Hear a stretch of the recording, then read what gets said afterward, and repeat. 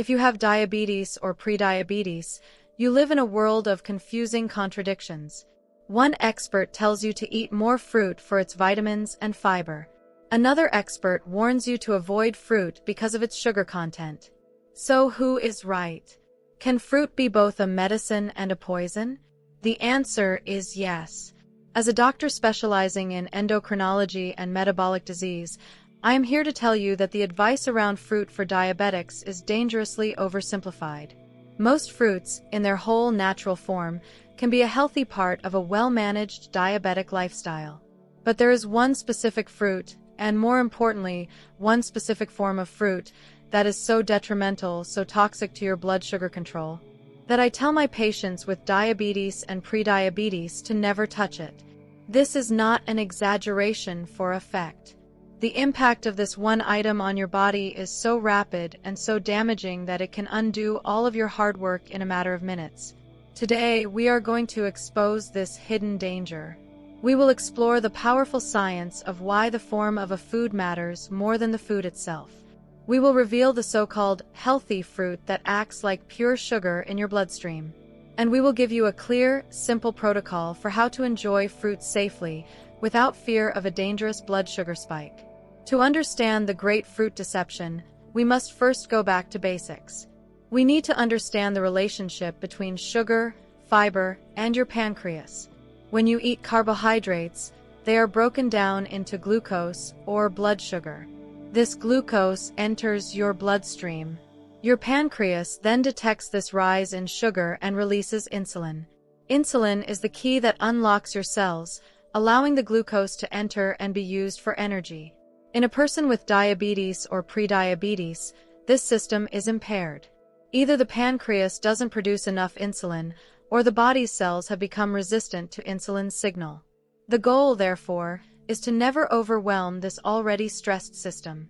We want to avoid any food that causes a rapid, massive flood of sugar into the bloodstream. And this is where the hero of our story comes in: fiber. Fiber is the single most important component of a carbohydrate that makes it safe for a diabetic.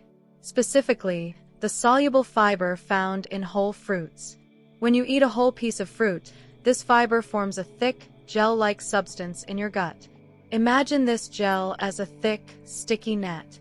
As the sugars from the fruit are released during digestion, they get caught in this net.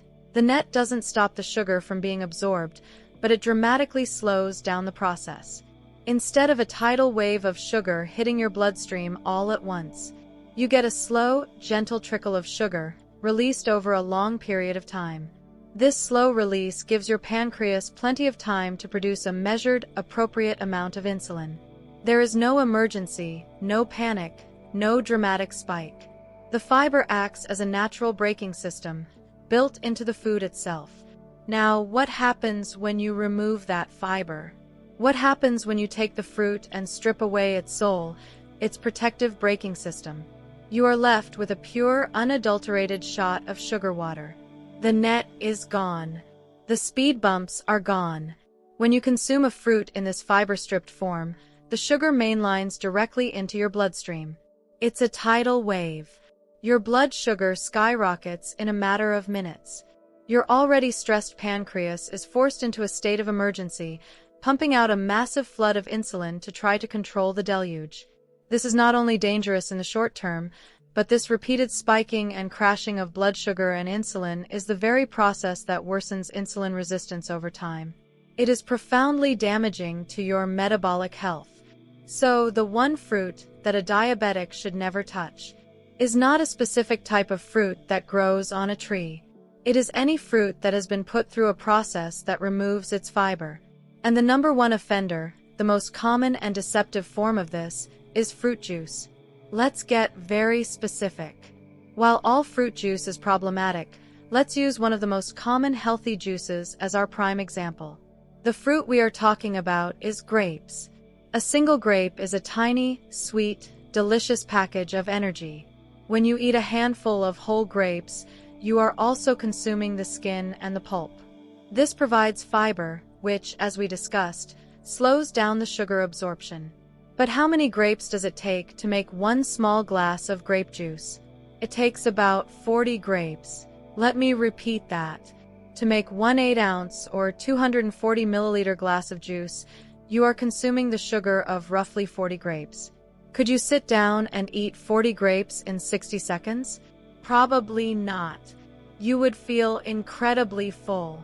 But you can drink a glass of juice in less than a minute. You are consuming a quantity of sugar that is almost impossible to eat in its whole fruit form, and you are doing it without any of the protective fiber. A single glass of 100% pure, unsweetened grape juice contains approximately 36 grams of sugar. A can of Coca-Cola contains 39 grams of sugar. Let that sink in.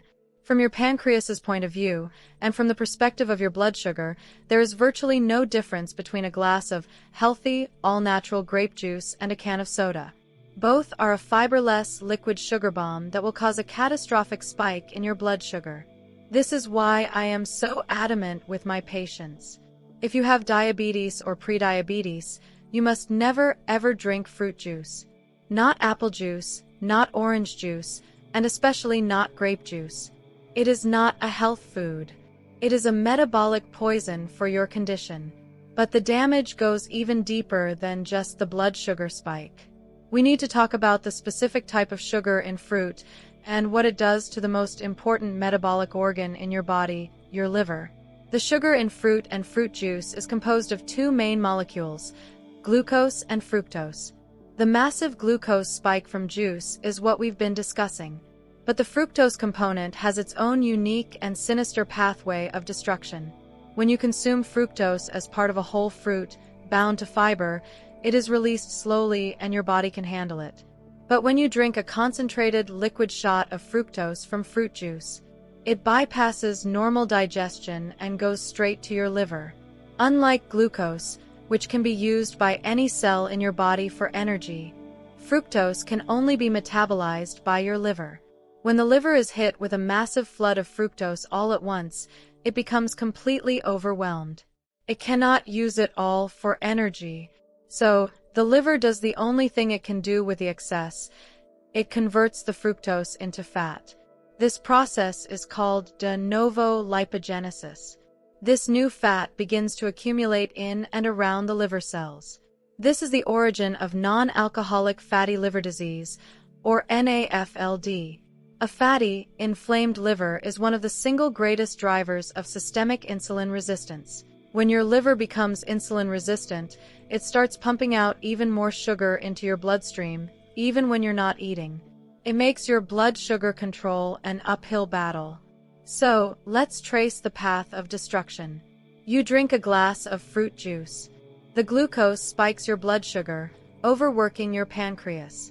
The fructose floods your liver, creating fat and driving insulin resistance.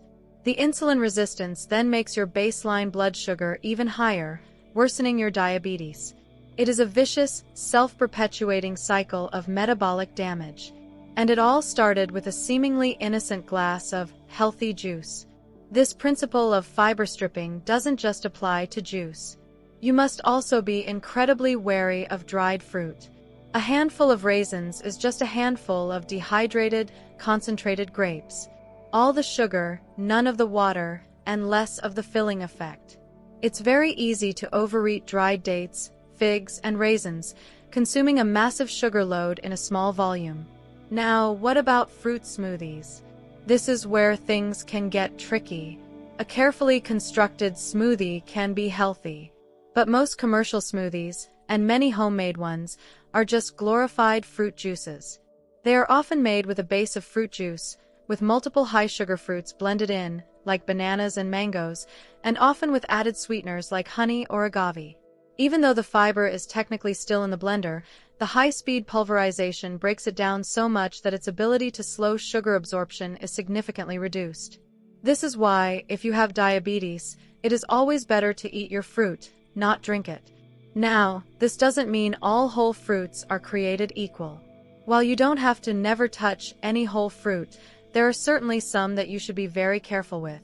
These are the high-sugar, higher glycemic fruits. This list includes very ripe bananas, mangoes, grapes, cherries, figs, and lychees. Can you eat these?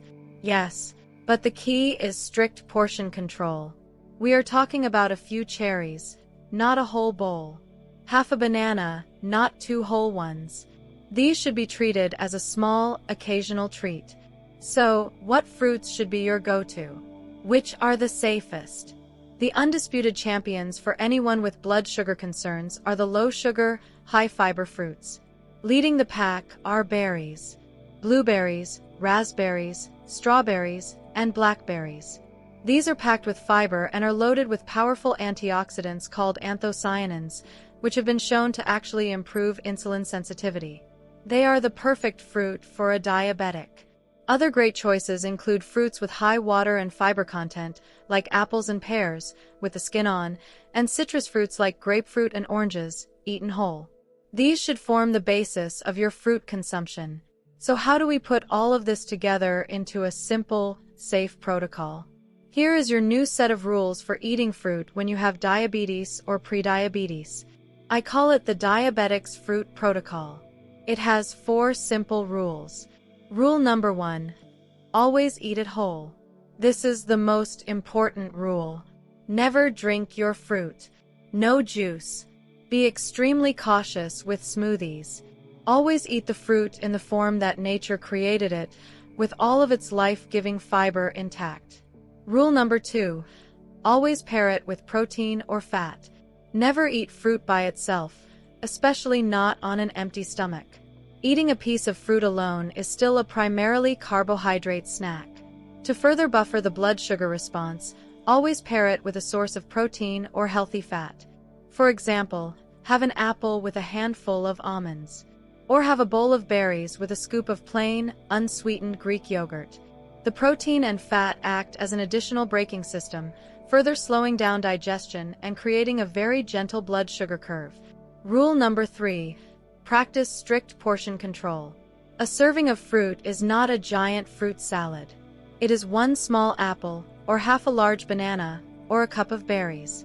Be mindful of the quantity, especially with the higher sugar fruits we discussed. Rule number 4. Prioritize the champions. Make berries and other high-fiber, low-sugar fruits the stars of your fruit intake. Save the mangoes and cherries for a rare, special occasion. Let's conclude. The fear of fruit has led many diabetics to avoid it altogether, missing out on crucial vitamins and phytonutrients. But the blind acceptance of natural has led others to drink fruit juice, believing it to be healthy, while unknowingly sabotaging their health. The truth is nuanced. The one fruit to never touch is any fruit that has been stripped of its soul, its fiber. It is any fruit that has been transformed from a whole food into an ultra-processed sugar delivery system. By understanding the vital role of fiber, and by following these 4 simple rules, you can confidently and safely incorporate fruit into your diet. You can get all of its benefits without the dangerous blood sugar spike. If you found this information helpful and believe it can make a difference in someone's life, please support our channel. Your support helps us create more content like this. Please subscribe to the channel and leave a like on this video. Don't forget to activate the notification bell so you don't miss our next videos. And finally, share this video with more people. You never know who might be struggling with these very questions and needs to hear this message today. Thank you for watching.